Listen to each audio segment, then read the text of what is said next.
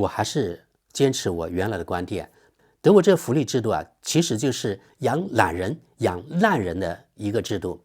大家没有听错啊，就是养懒人，就是养烂人。像前面提到某个阿拉伯国家的夫妇，他们一共有5个孩子，他们还问这对中国夫妇，你们为什么只要1个孩子呢？越多孩子越好啊。他们说呢，我们现在都不用去工作，每天待在家里，然后呢，德国给我们发福利，每个小孩200多欧元，光是儿童金每个月就1000多欧元，政府给他们提供住房，宽敞得很，比你德国人住的还好。有的家庭一个家庭住1栋房子独栋的啊，一般德国没有1套房子有那么多房间的。那最后呢，就是政府呢帮他们出钱租了1栋独栋的房子给他们住，可能租金都要1-2千欧元，具体不知道啊。他们的孩童费1000多欧元，政府帮他们租房，然后呢，在德国是所有的像这种人啊，所有的水电取暖都是政府帮出。政府的钱从哪里来啊？从我们纳税人啊，也就是最后呢，全德国纳税人帮他们买单，他们不用工作，在家待着，然后呢就可以拿这种福利了。然后他们大人也还有钱拿的啊，不仅是小孩。所以这个福利制度最后呢，还给每个人头按人头来发这个生活费，还有呢通信费，上网啊、手机啊，手机的也有补贴。像这些都是你加起来，你看一个家庭可能好几千上万欧元了。难民他也有这样的待遇，跟普通的其他移民背景的人一样。所以你看德国人花在这方面的钱有多少。还有什么费用呢？比如说我是难民啊，不管我有没有得到这个难民身份的批准，德国从我入境那天起就给我发福利了啊。然后呢，我在这里既然是难民嘛，我要融入这个社会啊，所以要送我去语言班学德语，这个费用也是德国出的。我是难民，要申请难民身份，他要通过律师的啊，这律师的费用也是德国纳税人帮出的，他不用掏任何1分钱。另外还有更离谱的，因为他想尽快把这个难民啊融入到这个社会，所以难民啊，他考驾照也是德国这个福利制度帮出，也就是我们德国纳税人帮出。你们知道吗？考德国驾照多少钱？大概是3000欧元左右。律师呢，大概是2000欧元起，上无止境。还有医疗保险，也是德国这福利制度帮出。说来说去还是我们纳税人帮出。所以呢，在德国当这种难民啊，他的福利特别的优厚，绝对要比德国低薪的本国人要好。为什么？我举个例子，在德国什么算低薪呢？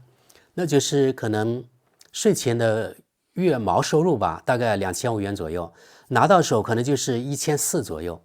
起早贪黑，有什么福利呢？我可以告诉大家，只要你去工作，那你就没有任何福利。好，从1400你要拿钱自己租房，在德国比如说像中小城市吧，不是最贵的啊，一个人1套住房大概蜗居30平米左右，房租加水电加取暖，全部可能在德国平均在中小城市大概是600欧元左右。从1400你看只剩下800了，对不对？然后呢，你做一个人，你去上班要交通费啊。如果您住那个地方公共交通不方便，你要买车啊，你买车还有养车啊，对吧？买车养车成本每个月大概要400-500欧元吧。如果是400就是比较低的了，原来还剩下800，对吧？抽掉是400，就还剩下400了。你还要吃饭呀，你还要上网啊，还要手机呀。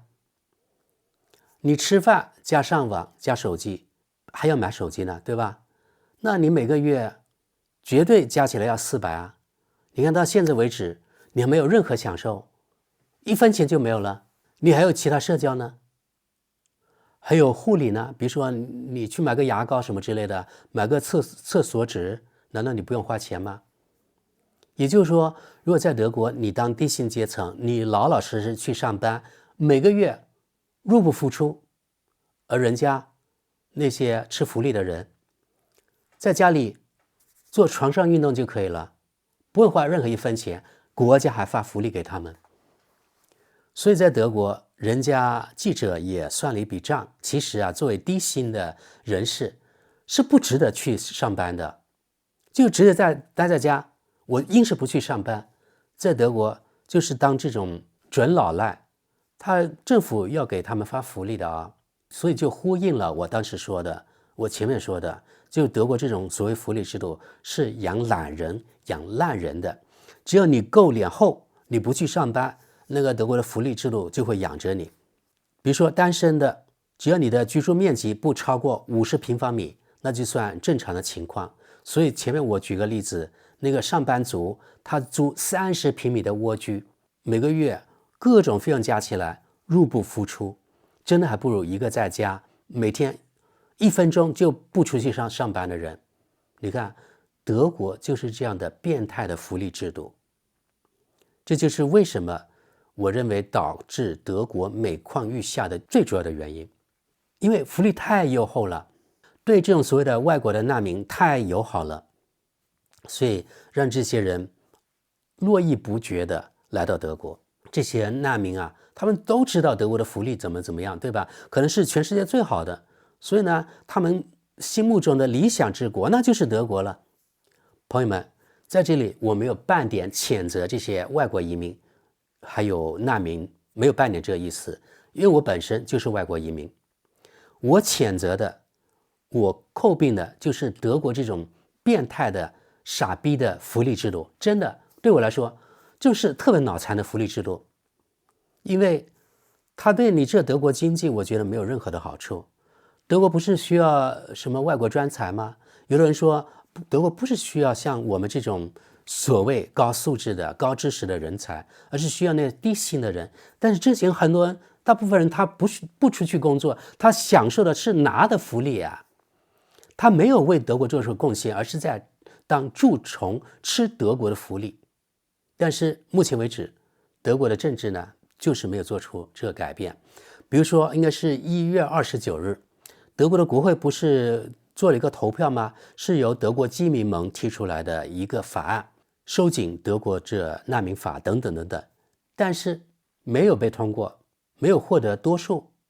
可能大部分在德国国会那些议员们对德国这种乱象根本就不清楚，他们没有意识到德国现在是多么紧急了。也就是说，这些人啊，这些政客与德国普通的社会是脱节的，他们是高高在上的一群人。你看，这就是这些年德国为什么选择党，也就是被德国定性为极右的这个政党，为什么越来越壮大的一个原因。我认为啊，现在好像他们的支持率大概是21%左右，也许到这个月没有多少天了，还有10多天了，2月23日还有18天到选举的时候，也许这个21%会打破，也许22%、23%都有可能。对呀，现在德国老百姓很多都不满意呢，但是他们没办法啊，那只能是通过选票来反映他们的民意。另外呢，有一点，可能有些关心德国政治的人不是特别理解，德国绿党执政那么差，比如说，你看德国这360度外长是绿党的人，德国经济部长也是绿党的人，德国经济在过去几年是走下坡路的啊，是负成长的啊，也就是德国经济是在萎缩的。即使这样，那个经济烂，外交烂，但是德国绿党的支持率与4年前相比，或是与3年多前相比，几乎没有变化，他们支持率还是在14%左右。可见啊，在德国这个社会啊，还是有很多这种特别圣母的人。他们这些人一般是德国的公务员，一般是德国的老师，还有德国青年人。他们这些人呢，一个是他们没有社会阅历，另外一个呢，他是占了这个德国这制度便宜的人。因为很多这些人啊，他是在德国这福利机构工作的，在德国这种公共机构工作的，而他们的工作位置是与这种比如说德国难民的处理呀，还有社会这种福利机构啊，或者是语言机构啊，或者是律师啊等等，他们都是与之有关的。他们与这整个产业链有关的，他们是利益相关方。你说，如果是德国绿党给他们创造了工作位置，难道他们会反对这个德国绿党吗？不会吧，对吧？因为任何一个人，他首先是想到自己短期利益，而不会想到整个德国的国家长远的利益。这就是为什么德国绿党现在他还是在14%的原因，因为这是他们的铁票仓啊。也许最差也会有13%，目前就是这样的状况。所以这样看起来，德国这个国家是真的无可救药。前面提到啊，就像这些难民啊，或者是在德国不想工作的人呢，他的福利待遇有多优厚，对吧？特别是你孩子越多的家庭，可能得到的所谓福利就更多，就越多，所以就导致了这些人更没有动力去外面去工作，直接在家里面造更多的人，而这造更多的人对这个国家也许呢并没有好处。虽然呢可能德国年轻人多了啊，小孩出生率高了，但是呢总体来说可能不是人口红利，而是人口负担。今后甚至还有更左的啊，在德国，这不是耸人听闻，而是真正出现的一条新闻。这是德国图片报的报道，就在几天前，德国左派党，对，有个党叫德国左派党，一个左派党的负责人在一次会议上提出来，他说啊，德国每年可以增加接收至少100万气候难民。他说这个数量是完全可控的，100万，我的妈呀，德国才多少人，而且是增加的。我都不知道这个人是生活在什么宇宙平行空间。我生活这个德国和他那个德国完全是不同的德国啊！他竟然要呼吁再增加100万气候难民，还说这数量完全可控。我看到这个新闻之后，我只能是摇头了。德国竟然还有这样的人。最后我还讲一个例子，也是我最近看到的啊，与这个难民有关。德国这制度对难民有多宽松？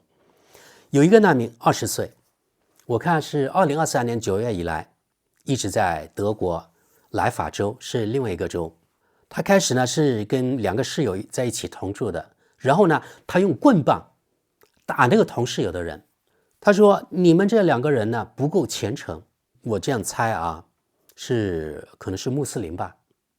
难民营对他没办法呀，然后就向上级反映，然后呢给他单独住也没办法，他把那个用棍棒把这个窗啊把它打烂，然后呢也威胁其他难民营的人。但是德国的法律就那么宽松，也不把这个所谓的难民把他关押起来，还继续让他为非作歹，甚至呢现在到了什么地步呢？专门请外面的安保公司啊，每天24小时把他看管起来。你们知道吗？像这样的服务每个月多少钱？告诉你们，你们可能这个下巴都惊呆了。每个月4万欧元，光是在一个人身上，也就是说每年48万欧元。每个月4万欧元是一个普通在德国职员的全年的收入，就为了这样一个所谓的难民。所以啊，这种你法治社会也好，也不能太变态了吧？讲人权也不能这么讲了吧，对吧？难民的福利那么优厚，这个难民的福利，难民考驾照也是德国这纳税人帮出的，但是德国一个辛辛苦苦的低薪的公民，每个月比如说1400，他想考驾照要自己出钱的啊，3000欧元，可能要贷款好多年还不清。而一个外来的一个所谓的难民，没有为德国做出一点贡献，享受那么多的福利。所以呢，在德国真正的交税的人才是那个傻逼。刚才说了，那个难民为非作歹，每年纳税人帮他出48万欧元，这种对德国国民经济有任何好处吗？唯一有好处可能就创造了更多的 GDP。 比如说请安保公司提供这服务，是一种 GDP， 对不对？创造了48万欧元，但是这种 GDP 是没有任何质量的。另外你们知道吗，在德国像这种领福利的人，每个月拿着那个钱，有些人不是光是在家那个做床上运动造人啊，有些人他有手有脚的，可能呢他会出去打黑工。什么打黑工啊？就是不上税。比如说我打黑工1个小时10欧元，那雇主是给我实实在在现金的啊。我一天去打8小时，那一天就是80欧元。我1个月去干20天，那就是1600欧元，又加上那些福利，就是那个纳税人帮交的，或者是他们享受的所谓国家福利。1个月1600是实实在在的那个现金，对吧？加上福利，最后导致了你看在德国有些啊，这所谓的难民，或者有些所谓的拿福利的人，打黑工之后，他们开着豪车，比你德国辛辛苦苦那些苦逼的上班族好得多。这就是德国变态的这种社会保障制度或者福利制度吧，反正这德国这福利制度绝对是不可持续的。今后这整个国家会被这个福利制度拖垮。而过去20-30年我所见到的德国为什么原地踏步，或者很多方面是下降的呢？就是这个福利制度过于优厚了，导致了养了太多的懒人，大家都在吃这个大锅饭，导致了整个国家人员的素质越来越差。因为养的那些懒人，他们是有生育能力的啊，他们会造出更多这懒人，所以导致了整个国家你看在向下沉沦。我认为啊，这个变态的福利制度是罪魁祸首。还有这样的怪事啊，在德国，这与这难民无关，而是德国整个体制的问题。那就是在德国，这劳动保护法保护雇员已经太超过了。